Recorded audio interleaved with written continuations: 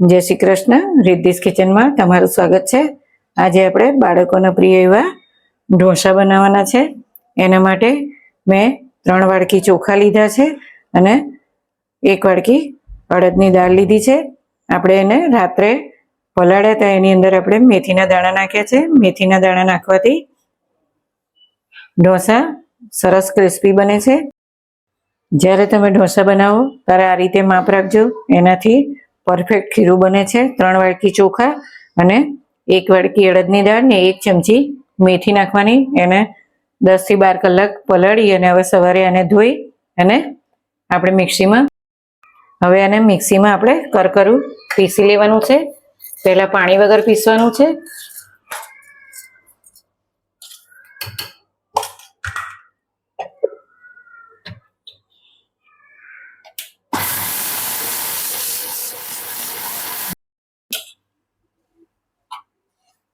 આ રીતે પીસાય. ફરી આપણે અડધો 1 કપ પાણી નાખીશું અને ફરી એને પીસી લઈશું.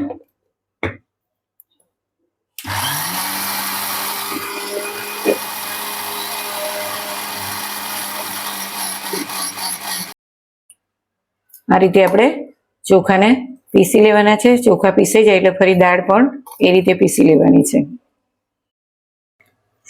પહેલા આપણે મિક્સીમાં ચોખા પીસી લીધા છે. એને આ રીતે થોડા દરદરા પીસી લેવાના છે અને અડદની દાળ પણ પીસાઈ ગઈ છે. હવે આપણે આ એક તપેલીમાં બેયનું ખીરું ભેગું કરી દઈશું.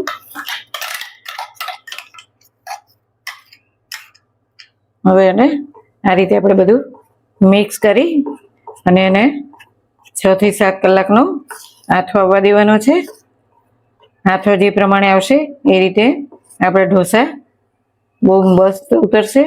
હવે શિયાળો હોય તો 12-1 કલાક આથો લાવવા દેવો પડે છે. ઉનાળો હોય તો 5-6 કલાક સુધીમાં આથો આવી જાય છે.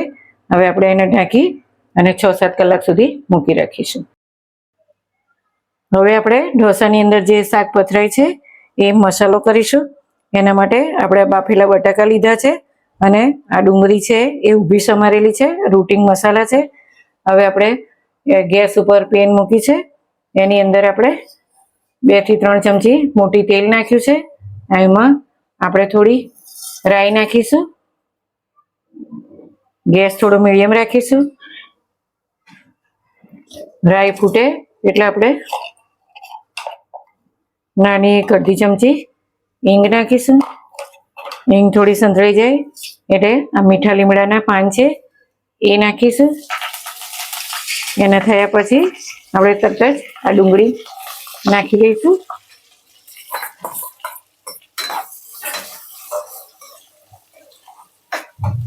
ગેસ થોડો મીડિયમ જ રાખવાનો છે. આ ડુંગળીને આપણે બહુ પકવવાની નથી. અડધી કાચી અડધી પાકી એવી ડુંગળી પકવવાની છે. ઢોસાનું શાક બનાવીએ એની અંદર આપણે ડુંગળી ઊભી જ સમારવાની છે. એની અંદર ડુંગળી જલ્દી ચડી જાય એના માટે આપણે સ્વાદ પ્રમાણે મીઠું નાખી દઈશું. હવે એને આ રીતે મિક્સ કરીશું. મિક્સ થઈ જાય એટલે આપણે સંભારનો મસાલો અવશ્ય બાદશાહનો એ આપણે એની અંદર નાખીશું. અડધી 1 ચમચી છે. આ રીતે ડુંગળી સંતળાતી હોય ત્યારે જ સંભાર મસાલો નાખી દેવાનો. એટલે એનાથી એ શાકનું પૂરણ જે આપણે ઢોસાનું બનાવીએ છીએ એનો ટેસ્ટ બહુ સરસ આવે છે. આની અંદર બહુ તેલની જરૂર પડતી નહીં.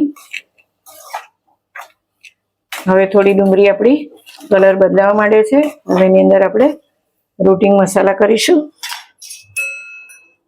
એમાં આપણે રેગ્યુલર જે વાપરતા હોય એ ગરમ મસાલો અડધી ચમચી નાખીશું. આની અંદર ધાણા જીરુંનો ટેસ્ટ સારો લાગે છે એટલે આપણે 2 ચમચી ધાણા જીરું નાખીશું. કલર પકડાય એના માટે હળદર નાખીશું અને લાલ મરચું પાવડર તમારે ટેસ્ટ મુજબ નાખવું. તમારે તીખું કરવું છે કે મોરું રાખવું છે એ રીતે.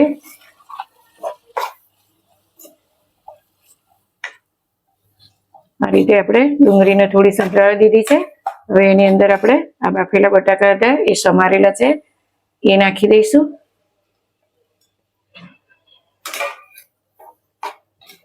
પછી એને આ રીતે બધું મિક્સ કરી દઈશું. આનો તમે ટેસ્ટ કરી જોજો. ટેસ્ટ કર્યા પછી એવું લાગે કે મસાલા ઓછા છે તો તમે વધારે ઓછી કરી શકો છો. હું હાલ આ થોડો સંભાર મસાલો છે એ અડધી ચમચી જેટલો નાખું છું. હવે આપણે જે ઢોસાની અંદર જે મસાલો ભરવાનો છે એની સબ્જી તૈયાર થઈ ગઈ છે. આ રીતે જ કાચી પાકી ડુંગળી રાખીને જ કરવાનો તો બહુ ટેસ્ટી થાય છે. હવે આપણું આ ઢોસાનું ખીરું આથવાઈને તૈયાર થઈ ગયું છે. આપણે એની અંદર 1 ચમચી મીઠું નાખી દીધું છે. આ રીતે એનું ખીરું આપણે તૈયાર કરી દેવાનું છે. હવે આ નોનસ્ટિક પેન મૂકી છે એ ગરમ થઈ ગઈ છે. ગરમ થાય એટલે 1 ચમચી તેલ આ રીતે એની પર લગાવી દેવાનું છે. થોડું ગરમ થાય એટલે આપણે ટીશ્યુ પેપરથી એને આ રીતે લૂછી કાઢીશું. તમારી જોડે ટીશ્યુ પેપર ના હોય તો નેપકિનથી પણ તમે સાફ કરી દેજો. આ રીતે એની પર કોટિંગ થઈ જાય એટલે આપણો ઢોસો ચોટશે નહીં. હવે આપણે એની પર પાણીના છાંટા નાખી દઈશું એટલે એનું ટેમ્પરેચર આવી જાય. હવે એક કોરા નેપકિનથી આપણે આ રીતે લૂછી કાઢીશું. ગેસ થોડો મીડિયમ જ રાખવાનો છે. હવે આ રીતે 1 ચમચાની મદદથી આપણે ખીરું નોનસ્ટિક પેન ઉપર પાથરીશું અને આ રીતે નીચે ઊંધેથી આપણે આ રીતે એને આખી પેન ફેલાઈ દઈશું. બહુ ખીરું પાતળું કરી દેશો તો તમારો ઢોસો ઉખડશે નહીં.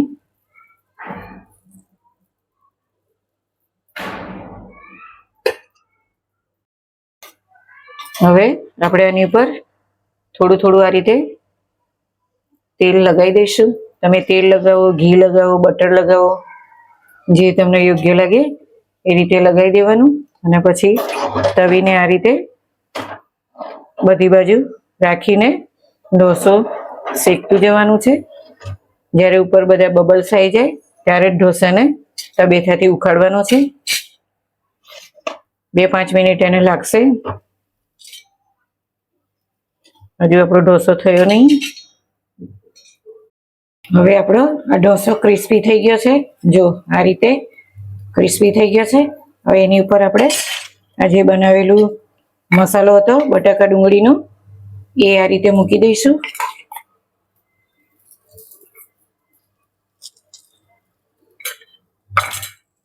અને એને તબેથાની મદદથી આ રીતે એને ફોલ્ડ કરી લઈશું. આપણો ક્રિસ્પી ઢોસો તૈયાર થઈ ગયો છે. અમારા ક્રિસ્પી મસાલા ઢોસા તૈયાર છે અને સાથે મેં સંભાર મૂક્યો છે. એની રેસીપી મારી ચેનલમાં છે, એ તમને જોવા વિનંતી છે. તમને મારા મસાલા ઢોસા ગમે તો લાઈક કરજો, શેર કરજો અને સબસ્ક્રાઈબ કરજો.